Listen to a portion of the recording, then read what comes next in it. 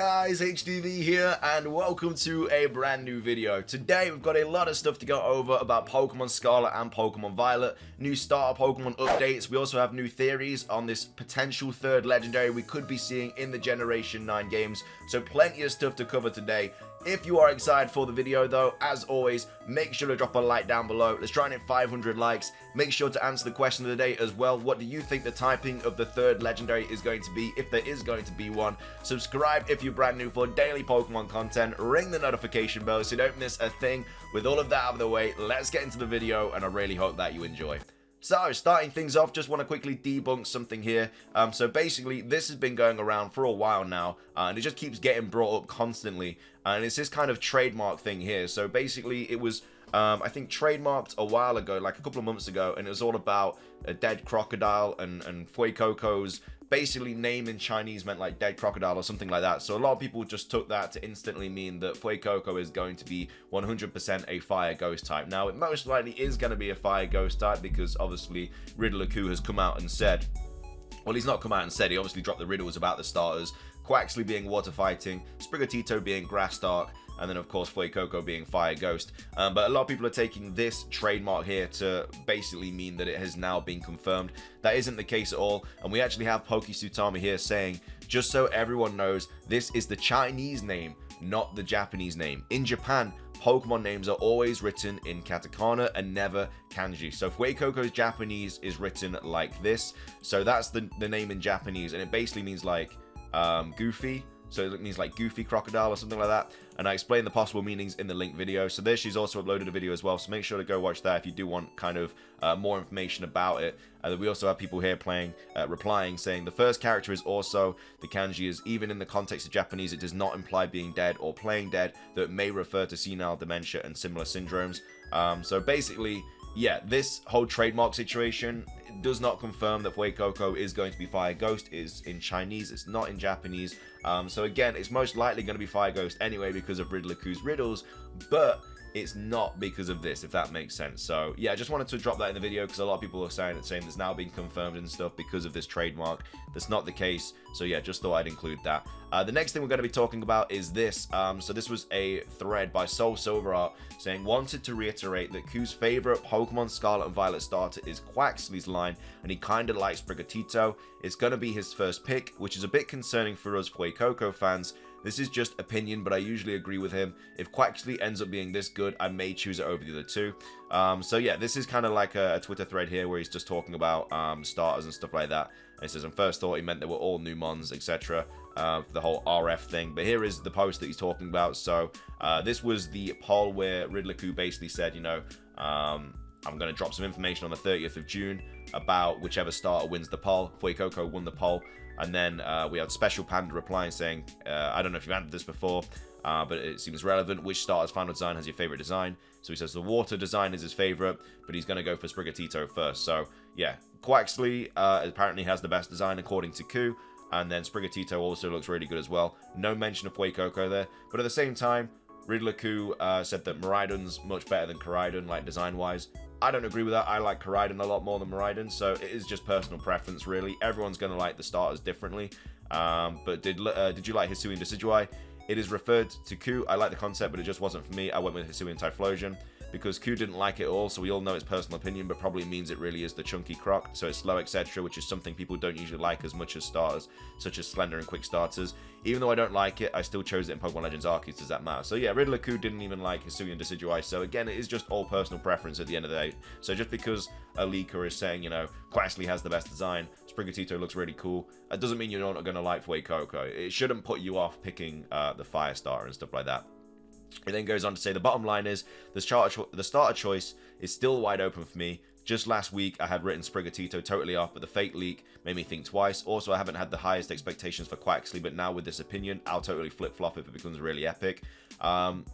Exactly the same situation as well. We're like, the only definite leaked information we know about the starters are the typings, and then also that Sprigatito's hidden ability is godlike. But obviously, Riddler-Coup also said that he didn't look at Sprigatito's, he hasn't seen the move pool, which means that the typing, well, the ability of Sprigatito's god ability is probably going to be linked with the moves that you learn. So that's why it's probably going to be like a protein or something like that for Sprigatito. Grass Dark, if it does turn out to be that, isn't the greatest typing. Not because it's not like a cool typing, it's just simply because it's super weak to like a load of different types. Like Grass Dark is weak to so many types, so it's not a great dual type at all. But that's why it might get this god ability to kind of help it with that. But apparently the design looks cool. Quaxley is apparently the best. And then we don't really know anything about Fue Coco, but because Fue Coco won this poll on June the 30th, we're going to get a bunch of information about Fue Coco and a lot more about the design and stuff like that. Again, we're not going to see the design, but we're going to find out just a lot more about it. And the next thing we're going to be going over also is more Fue Coco stuff. So this is just kind of like inspiration on possible designs for Fue Coco. So I can't believe we found more possible design inspiration for Way Coco with this new leak, fake or not. So obviously they're referring to this one. This turns out to be fake, like this isn't true. Ridley Cooper's come out and said this is not Way Coco's final evolution. It's really wild how many big directions they could go in. However, most of them have a big ghost connection. I mean, we know that Fue Coco is most likely going to be fire ghost now just because of Ridley Cooper's stuff, but yes, of course, there's more. We may have found its fire type inspiration. All the pro Serpent fans jump for joy. This is the only dragon picture I've seen from this event, so it might not be the best connection. The other Japanese card dragon from Lin Sensei, Sensei looks familiar though too. So it would make sense since Coryphox are very typical in Catalunya and Valencien's festivals. It's basically the dragon that spits fireworks, so again, could be designed something similar to that. We also have this as well, so Coryphox, literally in English, fire runs are among the most striking features present in Valencian and Catalan festivals.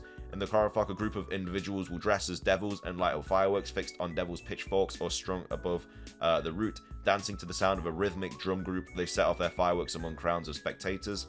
And then we have this one here, but the subjects that most of all reveal the origin of the design are the dragons on the 4 aces. The real hallmark of the Portuguese pattern, still clearly recognizable in the Tensho cards. In time they became more and more stylized, up to the point that in Mercury patterns their shape turned completely abstract, although they are still there. And then this one is Karuta, so it's Japanese playing cards. Playing cards were introduced to Japan by Portuguese traders during the mid-16th century. I would love something in Pokemon Scarlet and Violet like, what's it called in The Witcher? Is it Gen or Gwen or something like that? Basically like a trading card game in the game. It'd be sick if we got like a Portuguese style trading card game in Pokemon Scarlet and Violet. It'd be so cool. It's not gonna happen, but I really enjoyed that part of like The Witcher, and I would love to see it in Pokemon Scarlet and Violet. And again, there's a little bit of inspiration behind it as well if it does turn out to be true. It doesn't have to be anything crazy. Just I guess a little like mini trading card game or something that you can play like with different people in different cities and stuff. But yeah, then goes on to say, don't think I've ever properly shared this very possible fire ghost croc dragon inspiration for Way Coco.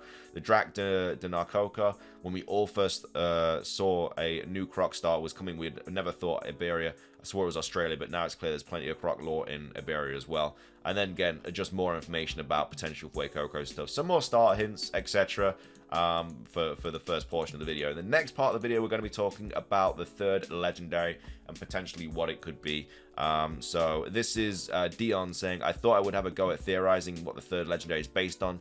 Some stuff I've dug up. The first thing I'd like to show is the shadow of a question mark butterfly that appears for a few seconds in the announcement trailer as the security guard shines his torch on the wall. This is, yeah, this has been something that's kind of been toying with us for a while now, because this thing, like, I mean, I guess it's opinionated on what you think it is, but it clearly has some sort of importance, because that's like when this shows up, that's when like the room changes and everything like that. So this could easily be something to do with like time travel or something like that. Then go on to say, afterwards he shines his light up, searching for something above him, after which he opens the door, and we get our first shot of the room of curiosities, and right in the center is this cage. Initially I called it a bird cage, but it's possible it is instead a cage for butterflies. So now you see butterflies also have a very interesting relationship with light, specifically their wings. The non-brown / black / yellow color you see on their wings is caused by light interacting in a special way rather than pigments, which is how most other creatures have color. And then also, in fact, scientists studied the black wings of a rose butterfly to create new type of solar cell, which harvested light at a higher efficiency. So, I mean, I didn't know that butterflies had all this kind of situation with, like, lights and stuff like that. But this is a really, really cool thread about how a third legendary could actually be, like, a butterfly, which, you know, we've not really had many butterfly Pokemon. I mean, I guess, we've had Butterfree, Vivian, I guess. Is it a moth? Is it a butterfly?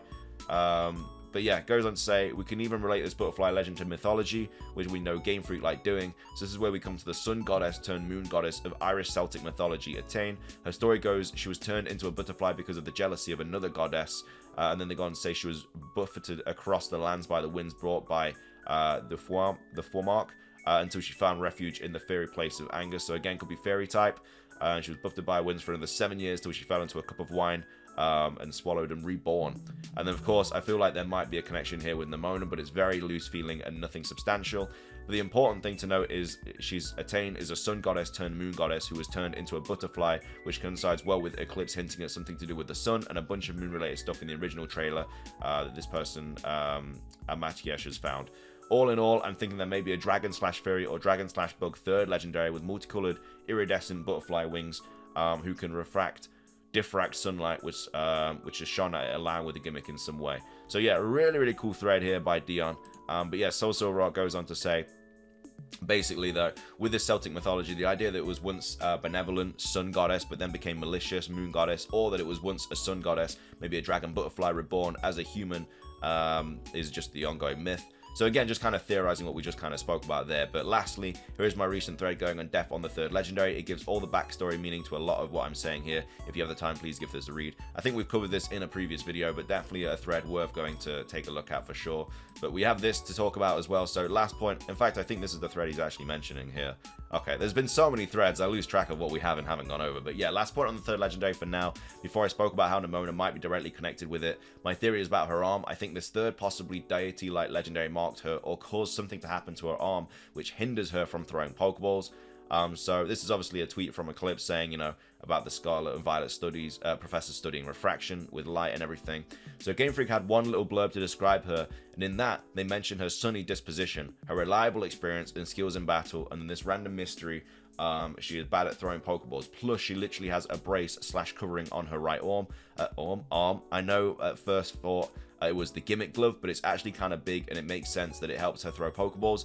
Maybe it's keeping some kind of greater power at bay. Think Princess Mononoke and Breath of the Wild 2. Maybe the third legendary has caused her to be an omen that will bring something bad, or the third legendary itself to the Scarlet and Violet region, or even through the third legendary if it's locked away. So this thing on her arm could be stopping a greater evil, or like a greater power from getting released, I guess is what they're talking here.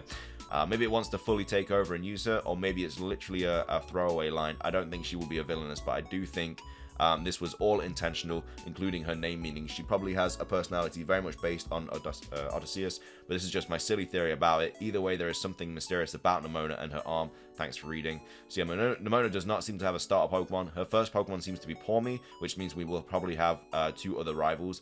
I don't know if that's the case. I don't know if the rivals have to have the other starters and stuff. I'm not sure if we've ever had it before where the rival doesn't have one of the starters, but yeah, it could just be like I say, this is the first of like loads of different things. Like, we've never had an open world Pokemon game before, and so they could easily do like a bunch of different new things here. Like, it doesn't have to always follow the same pattern, you know. Eventually a pattern is probably going to be broken off. Like, we all thought that Fue Coco was going to be based on the Chinese Zodiac. That doesn't seem to be the case now, so that kind of has stopped that pattern. Again, they can stop at any time, so just because something doesn't happen, or something has happened multiple times in different games, doesn't mean it's always going to happen in future games. So yeah, I don't know, but either way, interesting stuff about the third legendary. I kind of like the idea of a fire as a fairy dragon butterfly legendary though. That sounds really cool. And again, this theory here as well by Dion really goes into a really good explanation about it. So yeah, massive shout out to them. But that's going to be everything for today's video. Pretty much covered most things that I wanted to go over. So if you enjoyed it, make sure to drop a like down below. Let's try and hit 500 likes. It really helps out. Of course, answer the question today. What do you think the typing of this new potential third legendary is going to be? Or do you think we're just not even going to get one and it's just going to be Koraidon, Miraidon? Let me know your thoughts on it. And of course, what starter Pokemon are you picking as well? Like, I don't know. I'm still mainly going with Quaxly, but you know, once the designs finally get leaked, that could easily change. Anyway, though, thank you for watching. Have a fantastic rest of your day. Make sure to subscribe for daily Pokemon content. Ring the notification bell so you don't miss anything. And until next time, have a good one, and peace.